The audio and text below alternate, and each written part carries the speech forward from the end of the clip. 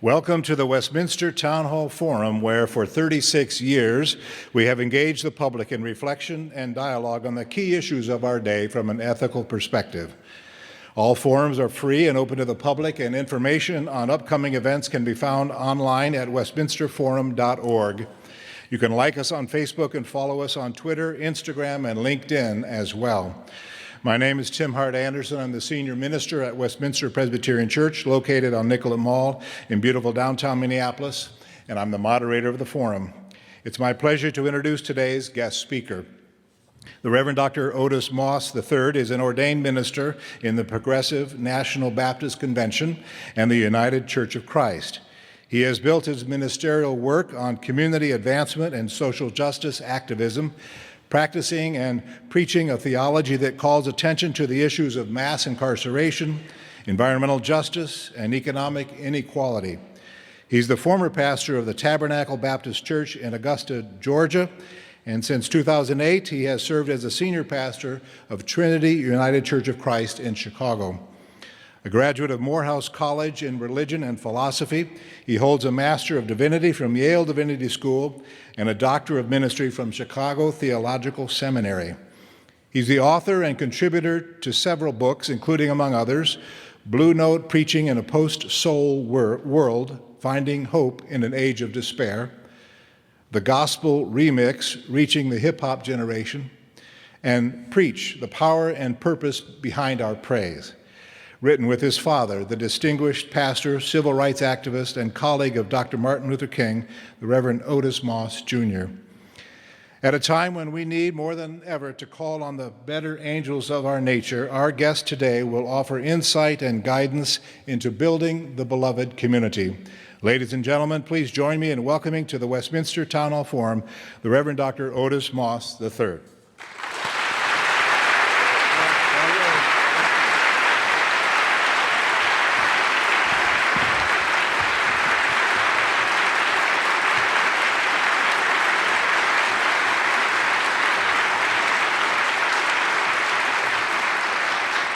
It is an absolute delight and an honor to be here on this day, making my way from Chicago, that was 70 degrees, and here to Minneapolis, to be greeted by this wonderful weather. But Pastor Anderson, thank you so much. This beautiful space that we are in, and also to Minnesota Public Radio and to United Theological Seminary. I've been trying to figure out how I got here. As a young boy, I played basketball, and there were two courts near my house. There was one court for little guys, and there was one court for big guys. So when you were under 12, you were always praying that somebody got hurt on the big boys' court so that you could be elevated so that you could play with the big boys. And so I have no idea who got hurt, but I appreciate you all letting me be on the big boys' court today. It is just absolutely an honor on this day. Come here to discuss and talk about something very important and poignant, not only because it is Holy Week, but one of the great prophets of our age, none other than Dr. Martin Luther King, Jr. He spoke of a very unique aspect of what America could be if she decides to be, that being the beloved community. And I believe if we are to live out this idea of the beloved community, that we must step back a little bit to actually draw from the history and the heritage and the stories that come from people who've been kissed by nature's son, who were brought to this country not voluntarily but in chains. There is a story that is passed from mouth to ear by Southern griots from the Palmetto Trails of South Carolina, the Low Country as it is called, somewhere on the island of St. John. A mythic tale of truth was born by the nostalgic hyperbole, rooted and fertilized by the souls of displaced transatlantic Africans. No one knows exactly the origin of this tale. The details seem to differ depending upon the writer or the teller. The meaning always remains the same, though. This tale was forged between the wisdom of West Africa and the tragedy of American slavery. It is the story of the people who could fly. The tale begins on the island of St. John as displaced Africans who had been mislabeled as slaves toiled in the hot sun under the devious, watchful eye of the nameless slave driver. Among this group of coffee, black, mocha, brown, caramel-colored people was a woman tending her child. She was picking cotton.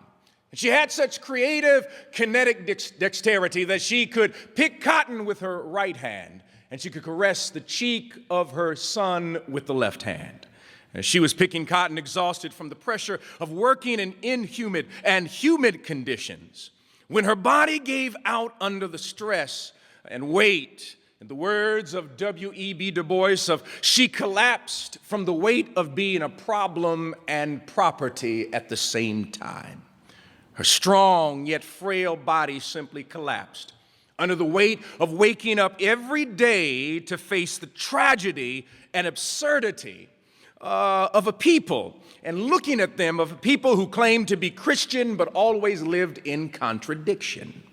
This woman, this nameless woman, fell to the ground, and her boy, who could have been no more than 6 years of age, looked at his mother in this disoriented state, knowing that if the slave driver saw his mother fallen on the ground, that there would be punishment that would be swift and would be hard. The slave drivers noticed that the woman had fallen under the gaze of the shadow of cotton, and they climbed their beasts of burden to ride over to the place where she had disappeared. They moved across the field. But before the driver could reach her, there was an old man the people called preacher and prophet, but the slave master called Old Devil, who made his way over to this woman.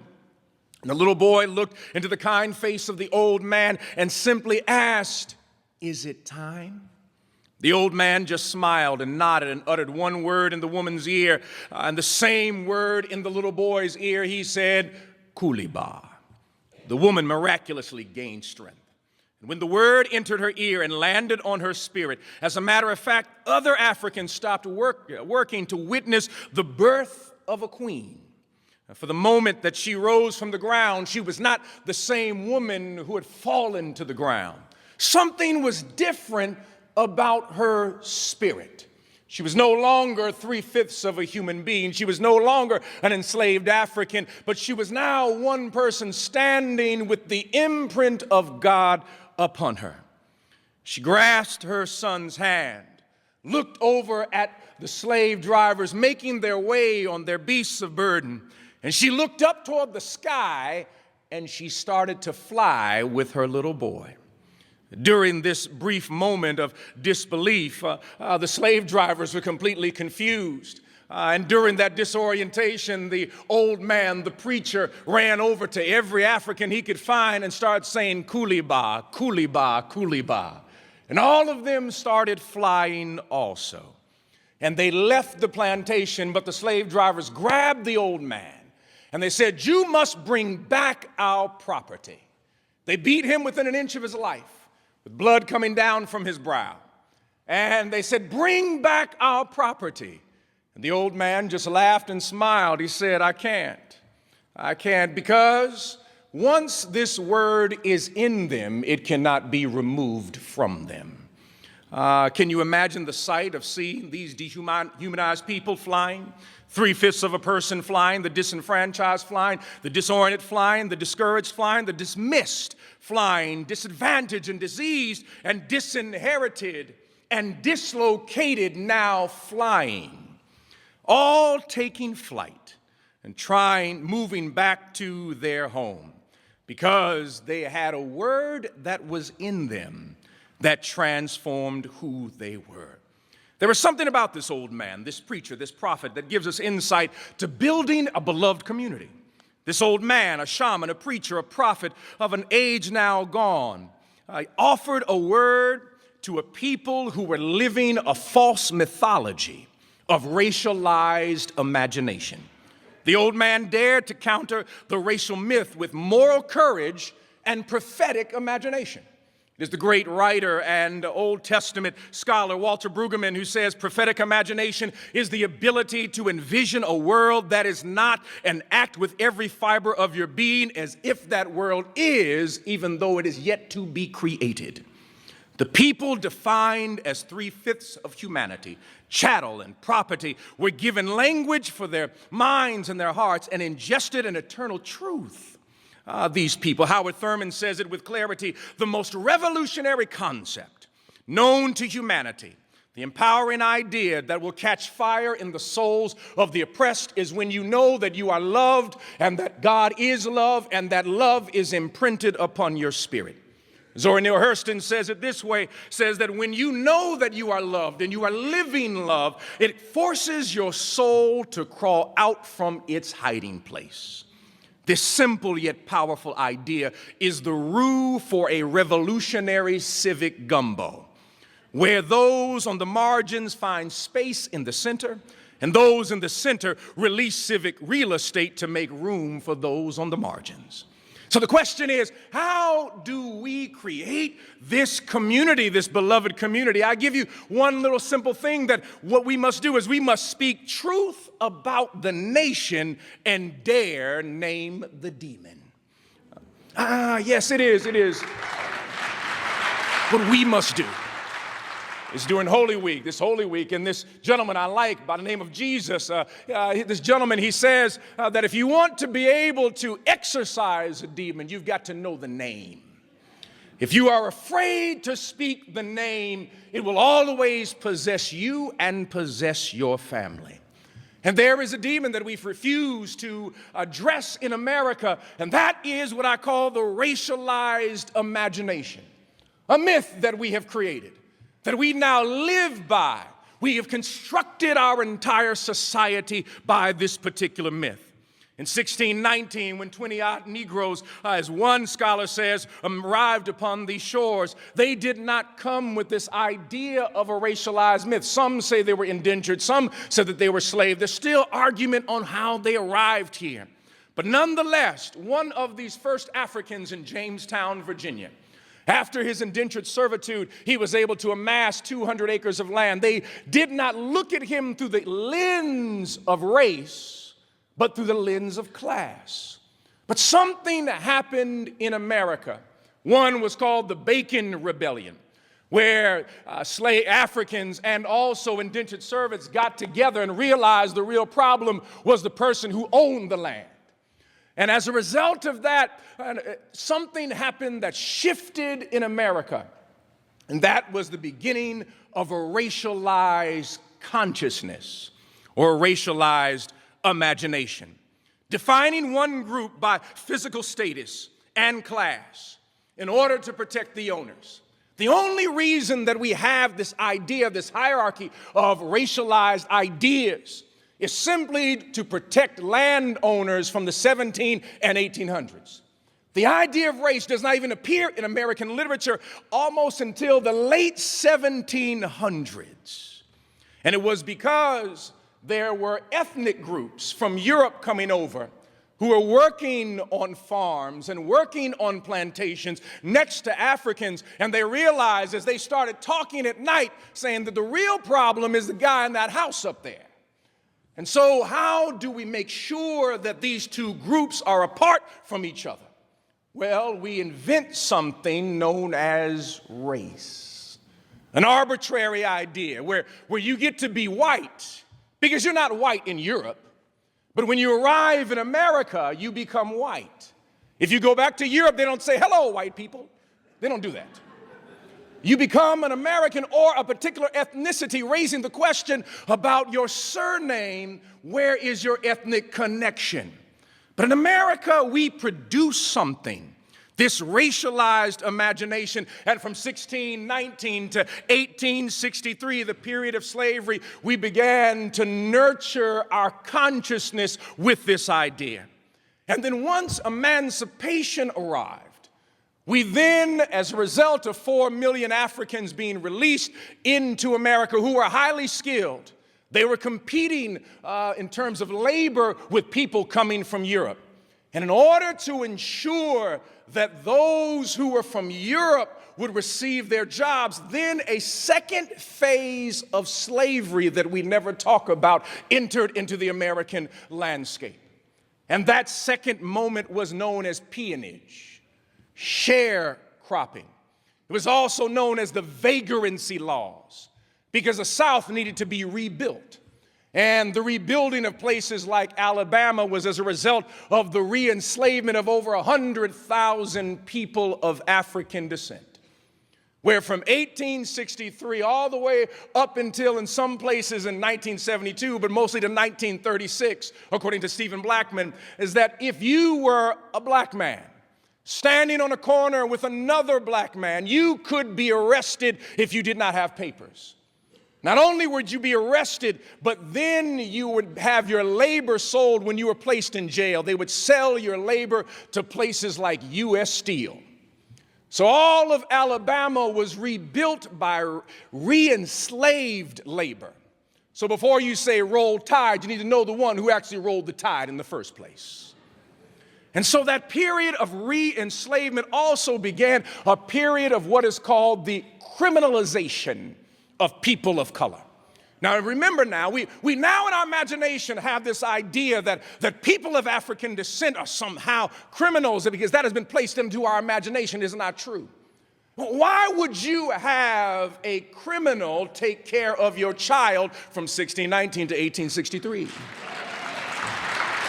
Somebody had to place a myth, because if you read the literature, it was considered that Africans had such ingenuity, we're so trustworthy, but as soon as emancipation starts, all of a sudden we begin to talk about the idea of criminality, and that comes out of the Prohibition era.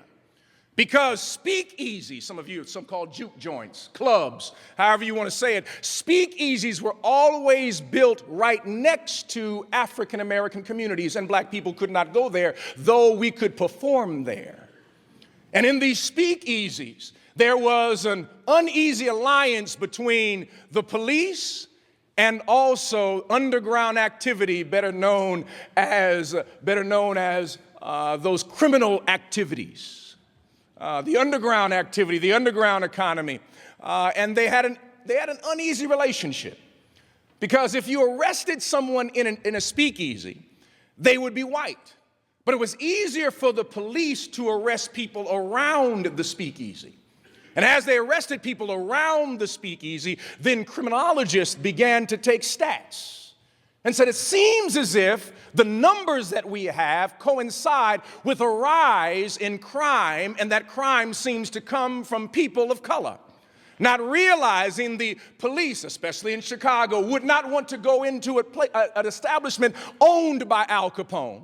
It was easier to arrest people around Al Capone's establishment, thus creating stats, and then academics then writing the idea that there must be something inherently or genetically wrong with a group of people.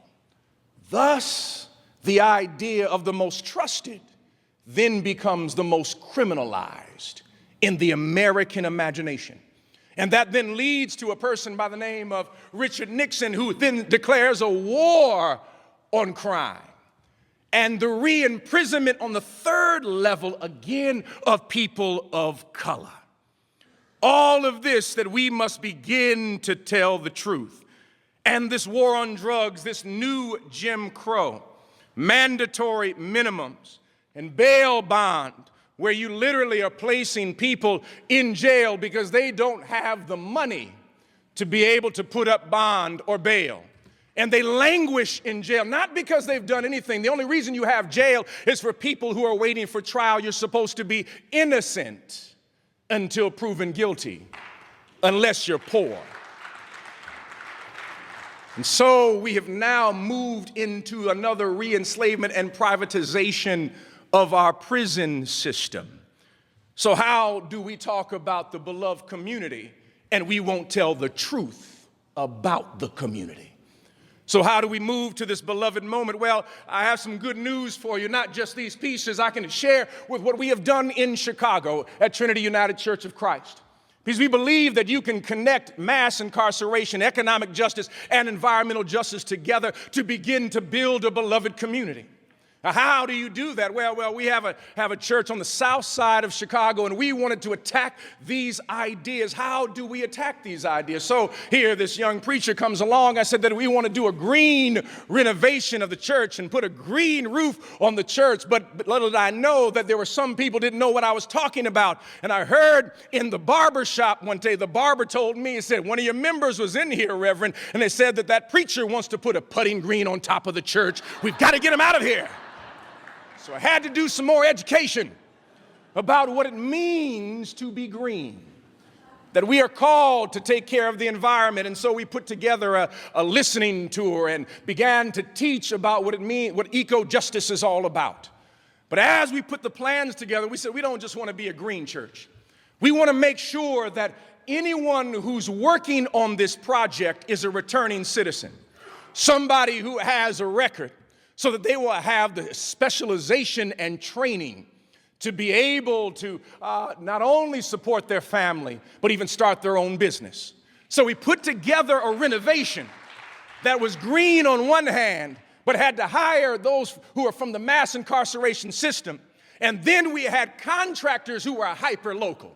If you were going to work on this building, you had to be in the community. You had to hire people from this zip code. So all of a sudden, we're doing economic justice, eco-justice, and we're also supporting those who are coming out of prison. And that became the model of what we did. And then right down the street, we have a library, the Carter G. Woodson Library, a library that has needed improvement for about 17 years. They've had a scaffolding out there for 17 years because bricks were falling on people's heads, so they put a scaffold out there, didn't fix the library. It's a regional library. It has the largest collection of African-American literature in the Midwest. People from the University of Illinois come and do their research there. People from University of Chicago do their research there, but it was falling apart. We looked and did the research and found out that the city of Chicago had been building libraries left and right, but none in the African-American community. So we decided to roll up on the library system and let them know that we need to make sure that this library is taken care of. You can't argue with a library. Anybody who argues with a library, there's something wrong with you. Libraries are important. And so we sat down and shared the information that over 8,000 books are checked out a month. Over 25,000 people utilize the computer every month that this library is used. We had all of the universities that are using this library. And when we put this coalition together, we found out it was not just people in our community. We found out that the University of Illinois showed up. University of Chicago showed up, DePaul showed up, Loyola showed up. We had universities all around to say how important this library was. And all of a sudden, they said we didn't have any money, but all of a sudden, when all these people showed up, they found $10 million to redo the library. We didn't just say we just don't want it renovated, we want it hyper-local. We want to make sure that those who are working on this are people coming out of prison who are dealing with the mass incarceration system. And just those two examples, that's $16 million of reinvestment on the south side of Chicago, led by a small little church. Just a church deciding that we can build together is the basis of building a new community. And this is how we begin to build a beloved community, when we are looking to include the most vulnerable. But I must close on this day to say, well, how I understand that idea of building and creating on one level. But give me some other ideas, Moss, of how do we do this. Let me give you a theoretical idea of how do we build the beloved community, that one must understand jazz and the black faith tradition. That if you want to understand the beloved community, if you understand these true traditions, they are the traditions that teach us democracy before democracy even knew what democracy was. How? What do you mean here? Well, you must understand the origins of jazz. It comes out of New Orleans in a place called the Congo Square, where on Sunday, Africans would mingle together along with Native Americans. They would hear those polyrhythms, but also hear the sounds of French and also people who were Spanish. And those sounds came together and created what we now know as jazz. But jazz is a democratic music. What I love about jazz is it takes instruments that are not supposed to play together. It takes a saxophone that is for the marching band. and then the piano, which is supposed to be classical and European, a trap drum set and a bass or a trombone or whatever there may be. And all of them play together in one band. And what is so beautiful about it is jazz does something that no other music does. Everybody has the right to solo. That whatever you bring to the table, you have the right to bring your own unique cultural heritage to the table. So the saxophone, when the saxophone solos, you never hear the piano saying, you must sound like me. And when the piano solos, the piano doesn't tell the drum, you must sound like me. The bass does not say, you must sound like me. No, they all play together, knowing that we come from different places. But when we bring our music together, we can create a new sound and create a love supreme.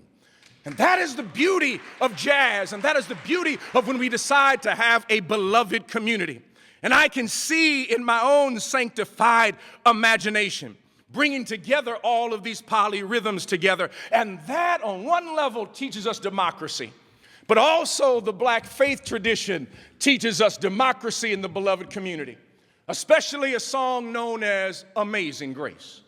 Amazing Grace, that song that's written by John Newton, but what people do not know is that Newton wrote the words, but the melody comes from somewhere else. John Newton, yes, he was an enslaver and supposedly repented, but the story goes, there's one story that Newton was on a ship and there was a storm and he prayed, and that is when the storm ceased and he gave his heart to God. That's one side, but there is another side that's told within the African American community that it had nothing to do with John Newton's prayers, that John Newton was on a slave ship, and down in the bow of the ship, there was some moaning going on. There was some singing going on. And the sound was so beautiful during the storm that it made its way up to heaven, and angels bent over the banister and said, tell God what God's children are doing right now. And God bent over the banister of heaven and said, shh, and stopped the storm. And that is how Amazing Grace was born. Amazing Grace was born because the melody is African, but the words are European. Because what is beautiful about Amazing Grace, it is a song that is played in the pentatonic scale, not the heptatonic scale, the pentatonic scale, using just 5 notes, the black keys on the piano. You can play all spirituals just on the black keys. So in other words, you can't play Amazing Grace without the black keys. If you remove the black keys, you may have grace, but it won't be amazing. But when they play together, something unique happens in the process. And I believe that a beloved community can be created when all of a sudden we allow people to solo. First Nation people to sing their song, and undocumented and documented sing their song. The Muslim, the Sikh, and the Hindu who have been profiled to sing their song. Sisters to sing their song. The LGBTQ sing their song. Black people sing their song together. We can play in a brand new band of Afro-Latino rhythms, feminist chords, queer dynamics, Pentecostal shouts, Mississippi moans, Native American melodies, Asian resonance, and Muslim notes. When we play all together, all of a sudden, America will hear the words of Kuliba, Kuliba, Kuliba, Kuliba, and we shall fly.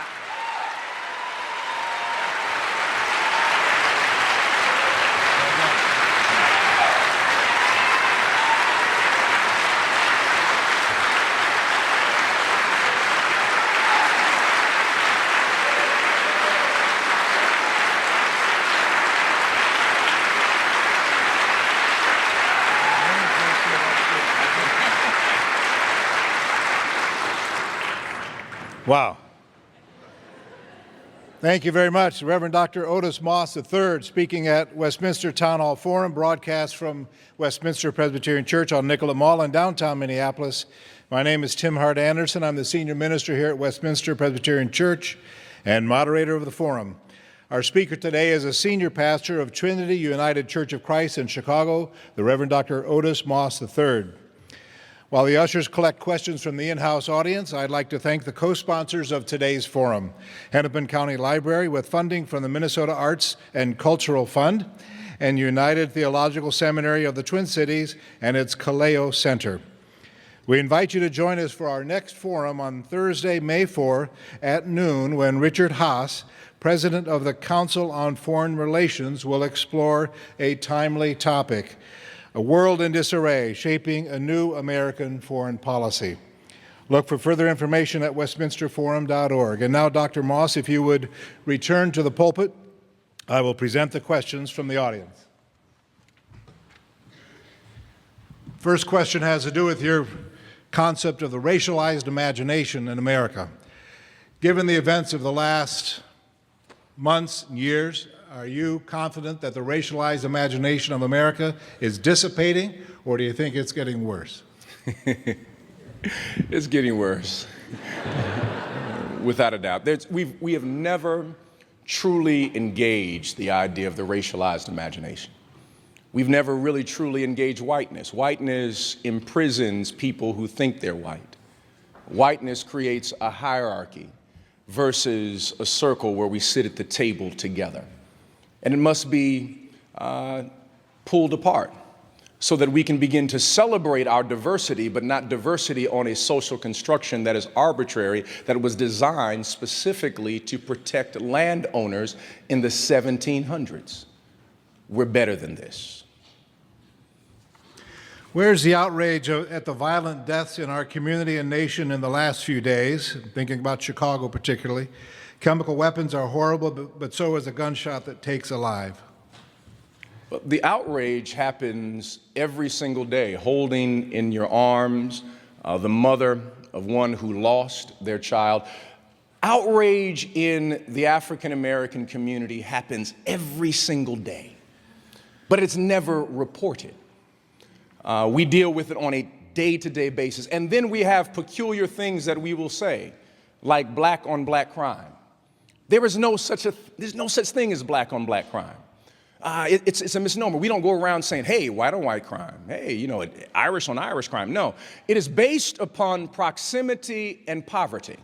So if you want integrated crime, integrate the neighborhoods and integrate the income gap, so that we can, if you want to deal with that. But this idea, again, goes to the racialized imagination, that there is something different about one group than another group. And so outrage happens every single day. But the three communities in Chicago that are seeing the greatest levels of despair and violence are the three communities that you can go through that have not been invested in almost 35 to 40 years. It is like stepping back in time. And then people want to raise the question, what is going on? If you want to stop a bullet, the best way to stop a bullet is with a job. It's one of the best ways if you want to cure. And that's a program we're working on now called the Live Free program with PICO. Along with the Solomon Group, we are going a 10-city tour of building entrepreneurs in the most devastated communities, hiring people who are coming out of prison and training the next generation of entrepreneurs. It will not come from the outside, it will come from within. Is there a connection between the American attachment to guns, what we might call the weaponized imagination, and the myth of race? Oh, without a doubt. One of the attachments in reference to the idea of guns, if you look in the South, the connection of having guns was this idea that somehow black people are going to rise up and take everybody out. And over again, you have literature that is written about this idea. We've seen it from in different aspects historically, from the Red Summer of 1919 to different cases, but it's always in relationship to fear that those that we have mistreated will treat us like we treated them. Kind of the reverse of the golden rule. What is something we should keep in mind? This is from a student. What should we keep in mind if we get rejections from employers who may be reluctant to hire us for perhaps having no experience, maybe other reasons? What do you do with the young people who are rejected from job applications over and over again? Oh, that's a great question. Let me explain what we do. At Trinity, every summer we attempt to hire 50 young people. Job readiness program. It's a grant program that we have, but sharing with them Everything about from dress. They work in our accounting department. They work in our engineering department. They work in every department that we have them so that they can be ready when they go to the job. And understanding that rejection is a part of life, that you will get rejected. Now, there are some people who will reject you for the wrong reasons.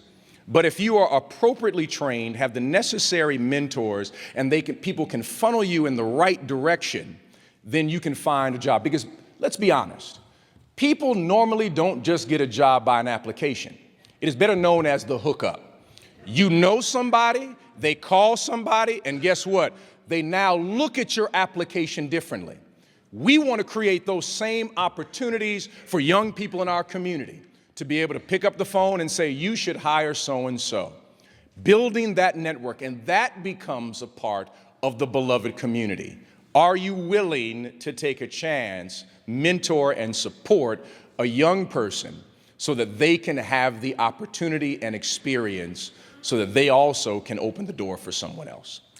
Another question from a student. Do you think love is enough to build a good community, or do we need law? What's the role of laws in building a beloved community? I believe, beloved community, you need two things will be the foundation: love and justice. Unfortunately, in America, because of our language, we only have one word for love. Most other countries have multiple words for love, but it all depends on how you say the word. You know what you're talking about in America. I love you. I love you. You know, it's all dependent on how you say it in America. But if you look in Greek, in the Greek words, especially biblically, you notice there were 3 different words for love. There was philia, where we get the word Philadelphia, family love, familiar love. There's eros, where we get the word erotic from, that relational love. Then there is agape, the love that God has for us. Within the African tradition, there is a word called Ubuntu. Bishop Tutu would use that word. Nelson Mandela said that my humanity is caught up in your humanity. And for me to destroy you means I destroy myself. And so, one, we need to change our definition of love, but we have to have love connected to justice. Love without justice is sentimentality. And justice without love can become legalism or brutality. But when love and justice walk down the aisle and get married, they produce children, one by the name of transformation, the other by the name of liberation. And they have the ability to create and become the foundation of a new community. Those must be the virtues. Then you can write laws when you're rooted in love, because your laws then will raise questions about mercy. Because when you have love rooted in your laws, you will then say, we don't need a mandatory minimum for 15 years, even though for this person for their first offense.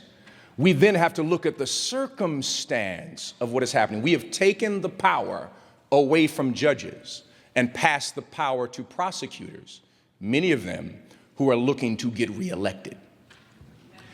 Number of questions about the role of language in America. Do you think we should all attempt to stop using certain terms like black and white, or even race, and start describing people differently relative to those concepts? I think that we need to be honest about language. So when we speak about black and white, for some, you're talking race. But when you're talking, especially within the African American community, when we speak of the word black, we're talking culture, not just color. We're talking about being rooted in terms of ethnicity. So I'm part of Trinity United Church of Christ, an incredibly diverse congregation, primarily of African Americans, but African Americans from the entire diaspora. So when we speak of black, we're not talking color, we're talking about the black person whose first language is Spanish, or maybe Yoruba, or maybe Kosa, or maybe French. So we're talking about culture. And so when we can begin to talk about culture, that's when the rich roux of creating this civic gumbo is created. But as long as we're caught up on color and we reject culture, we never get to ethnicity, where we then find rich heritage and stories in everyone's ethnicity. How do we understand the congregation, an audience like this, which is about 80 or 90% white, help us understand Black Lives Matter in a way that seems constructive and productive in this change that you're talking about in our society? Black Lives Matter. Good.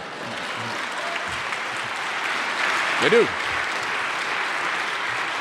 Now, to help someone out, I use this example to teach why Black Lives Matter. Why must we say Black Lives? You hear that question often. And it's kind of funny to me. But the reason that we have to say Black Lives Matter is because Black lives don't matter, number one. But let me give you an example. If my house is burning and I need the firemen to show up, and the firemen show up, and then someone comes from a house 3 blocks over and said, wait a minute, all houses matter. No, my house is burning right now. I need water on my house. Because if you are making the statement that all houses matter, you're really saying my house does not matter. Because until we put out my fire, then all houses will not matter. But if you allow my house to burn, then the embers from my house may end up burning your house. And guess what? And all the houses, I guess, will then burn down as a result of being inattentive to the issues of the day. Amen.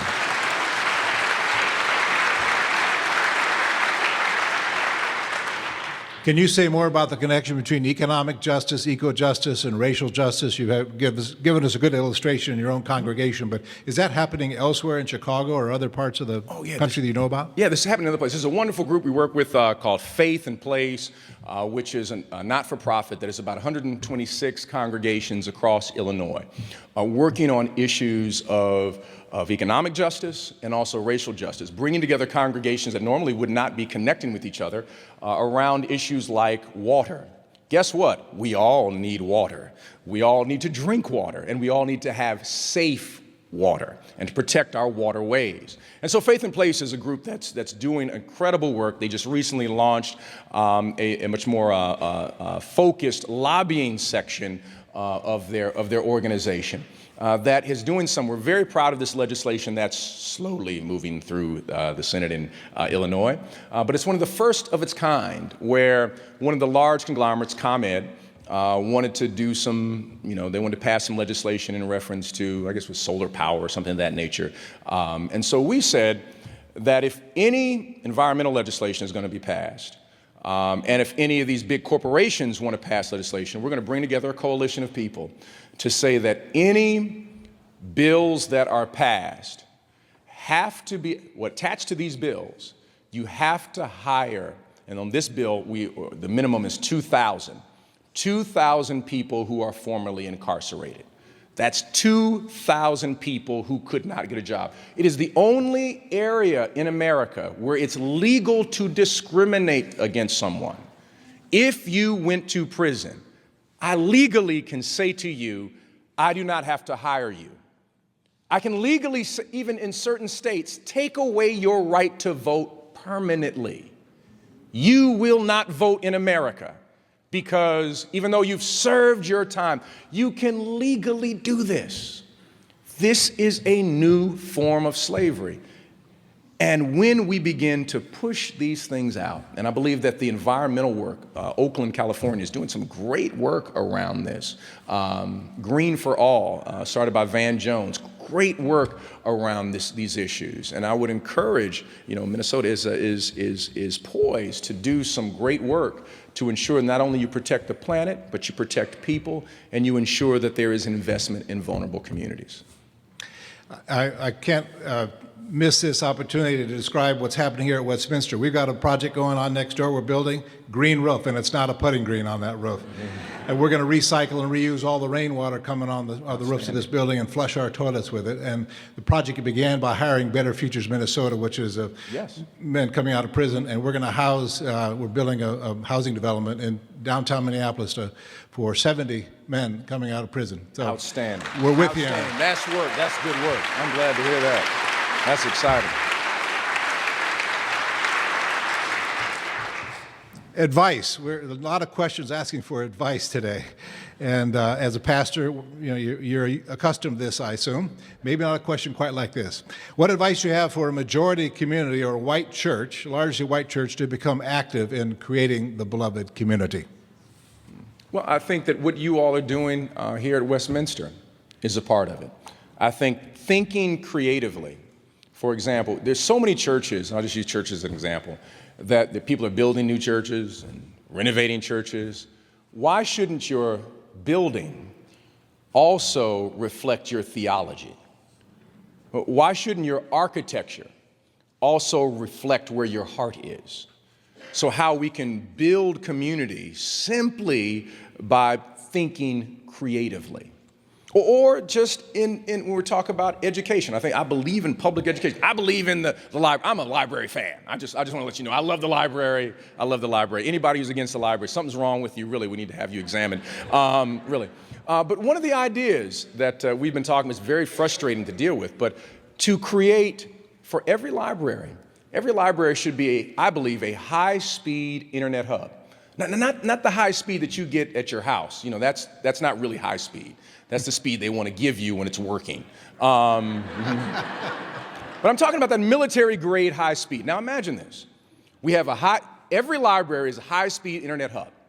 Free internet, free Wi-Fi within several blocks, maybe several miles. Then the city or a group of people can then begin to talk with tech firms. If you want to set up and you want to get the tax breaks, you need to set up a hub or an office in the most vulnerable community. That community begins to shift. But don't just set up an office. You then have to hire people in that neighborhood. That's how we build community. These simple little things. It does not cost anything for free internet. I know they charge us, but it's really not that expensive.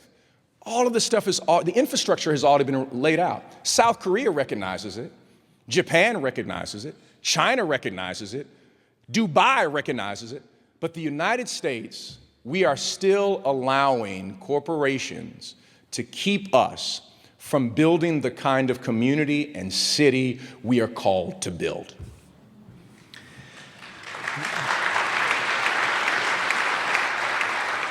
I want to return to your image of us playing jazz together.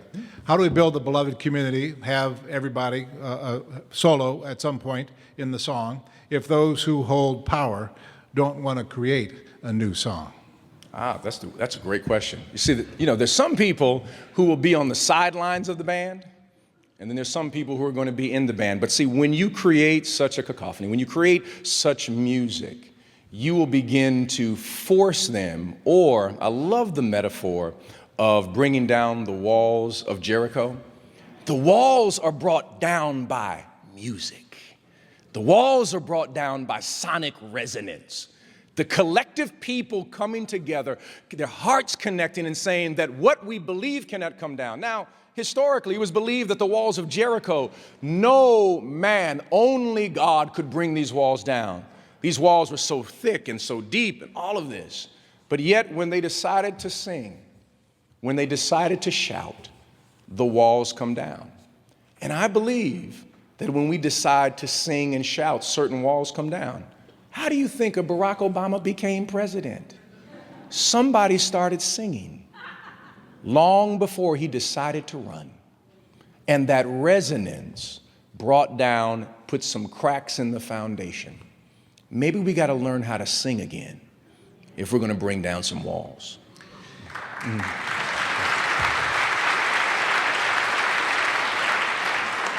Since you raised the name of our former president and you're from Trinity United Church in Chicago, there is a connection there that was his church, and we remember the controversy in quotes that arose from his association with the church and the preacher there. You're the preacher there now. The president is moving back to Chicago one day. Will he come back to Trinity United Church of Christ? I have no idea. You would welcome him, though. Oh, absolutely. Yeah, nice of you. Oh, Right. absolutely. We would certainly welcome the whole First family. Talk about criminal justice here. What one thing would you suggest, those of us who are concerned about the mass incarceration, what one thing would you suggest we do locally to Bail. Bail, bail, bail, bail. And I'll give the example of Chicago. And have a relationship with Sheriff Dart. We were on, he's the sheriff for the Cook County Jail. And we were on a program together, and he's just a wonderful, just really progressive gentleman. He says, I have a history major. I'm a history major, history degree, and I'm sheriff of the largest mental health facility in the United States. Cook County Jail. Yeah. 70% of the people in Cook County Jail are there because we have shut down all of these mental health facilities. He says, I go to certain communities and we get a lot of compassion when we talk about mental health. The other thing, this is the sheriff of Cook County saying this. He says, we need to get rid of bail. He says, I had a young man who was in jail for a year because he couldn't raise $500 waiting for trial. And this was not, we said, we don't hold violent offenders. He said, that's a real small portion. If we can get rid of, he said, all the statistics show that if you remove bail, people show up for their trials 99% of the time, because most of these violations are not these violations you think of because of media. But these are everything from moving violations to you name it. And when they're in jail so long, they then lose their job. When they lose their job, they then can't raise money for the bail. So we penalize people for being poor. The simple act of allowing a person, assuming that they're innocent until proven guilty, is a way that we can live out the beloved community. Thank you very much. Last question here. You started with it, you ended with it. Koba, what does it mean? Can you translate that word? Kuliba. Kuliba simply means God is in you, and God is with you. And that moment when the old man, the prophet, the preacher, the shaman, the griot, says kuliba, for people who had been living with the false, racialized imagination, they threw off the mythology and became who they were supposed to be, and that allowed them to fly. Thank you very much, Dr. Otis Moss III.